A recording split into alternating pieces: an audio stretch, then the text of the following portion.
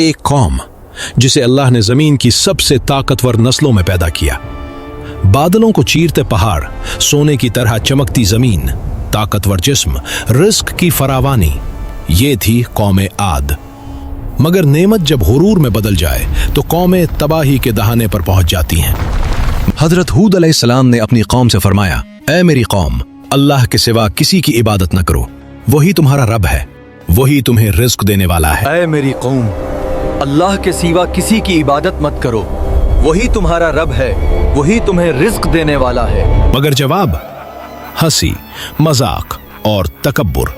वो कहते, हूद, हम तुम्हें सच्चा कैसे मान लें? हम तो ताकतवर हैं, अगर सच्चे हो तो अजाब ले आओ। पहले ताजीम, फिर एहतराम, और फिर वही हुआ जो हर कौम के साथ हुआ। ताजीम से सजदा, सजदे से शिर्क। वो कहते,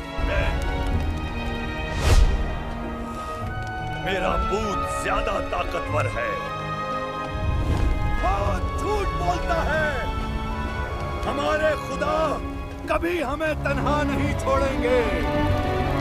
और फिर अल्लाह ने अपनी रहमत भेजी, हूद अलैहिस्सलाम, एक नबी जो अपनी जबान से तौहीद का पैगाम सुनाता रहा, मगर कौम के कानों में तकब्बुर की सख्त ढालें थीं। हूद अलैहिस्सलाम कहते, मेरे लोगों, अल्लाह को मानो, शिर्क छोड़ दो। मगर जवाब मुस्कुराहटे नहीं, तंज और मजाक। तुम तसव्वुर करो, ऐसे लोग जिनकी इमारतें आसमान से बातें करती थीं, जिनके जिस्म आज ते इंसानों से कई गुना ताकतवर थे, जिनके खेत समुंदर की तरह फैलते थे, और वो कहते थे, हमसे ताकतवर कोई नहीं।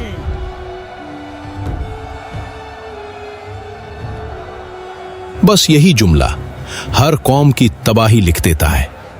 शुरू में वो चंद नेक लोगों को याद करने के लिए तस्वीरें बनाते थे, फिर ताजीम हुई, फिर झुकना शुरू हुआ, और फिर वही सजा जो शिर्क की आखिरी मंजिल होती है। पत्थर तो पत्थर थे, मगर उनके दिल पत्थर से भी ज्यादा सख्त हो चुके थे।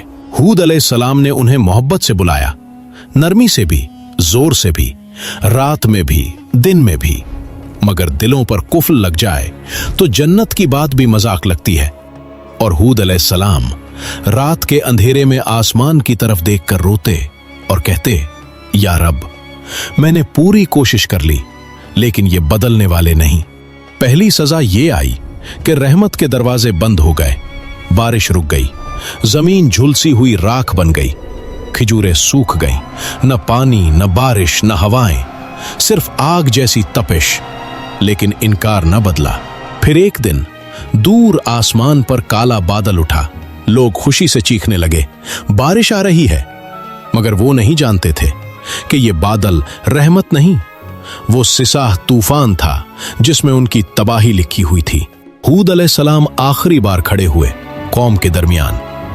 हवा में खौफ की खराश थी, और वो बोले, मेरे लोगों, ये बादल रहमत नहीं, ये अल्लाह का अजाब है, अब भी लौट आओ।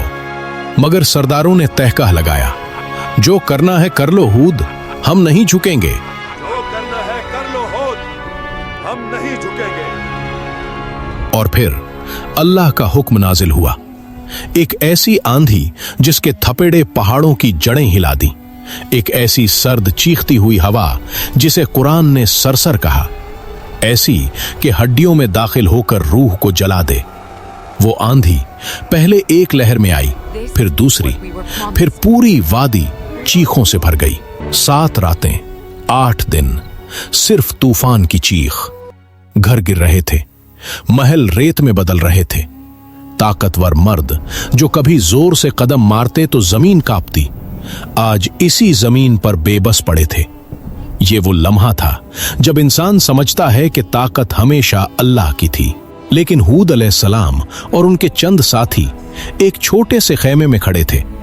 बाहर आंधी चीख रही थी, मगर अल्लाह की हिफाजत के हिसार में वो खेमा एक पत्थर की तरह कायम था। हवा उसे छू भी न सकी। जब आंधी थमी, पूरी कौम रेत के नीचे दफन हो चुकी थी। न सरदार बच्चे, न उनके माबूद, न उनकी ताकत, सिर्फ खामोशी जो कयामत तक सबक देती रहेगी।